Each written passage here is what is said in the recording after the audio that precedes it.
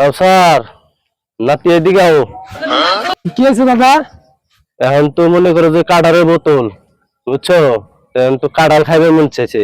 হ্যাঁ এখন মনে করো হাতে তো টেয়া টুয়া নাই, এখন খুব একটু টান টুনের মধ্যে আছি। তোমার ওই যে বড় কাকার বাড়িতে দুইটা কাঁঠাল নিয়ে গা, খুব খাবার মন চাইছে। খাবার বানতেছে। হ্যাঁ হ্যাঁ আচ্ছা তাহলে আমি যাইতেছি, যাই কাকা কই। হ্যাঁ, যাও গা, আচ্ছা যাও দাদা ভাই। কাঁঠাল গুলো তো বড় হয়ে গেল, ব্যাপারী আইতাছে না, ব্যাপারী আইলে কাঁঠাল গুলো বেচে এইবার একটু বাজারে করতাম। কাকা এই ওটা কি গাছ, গাছের এবার পেপারে গাছের তো কাঁঠাল ধরছে।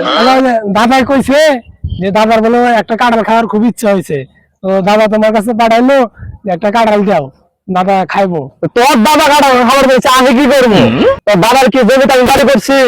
আমি আলাদা জমি কিনা বাড়ি করে গাছ লাগাইছি, সেই গাছের কাঁঠাল কি তোর দাদাকে দেবো? কে তোমার বাপ হয় না? আমার বাপ হয়, আমি যখন বিদেশ থেকে টাকা কামাই করে পাঠাইছি, তখন ওই টাকা গুলা তোর দাদা তোদের বাপের পিছনে খরচ করছে।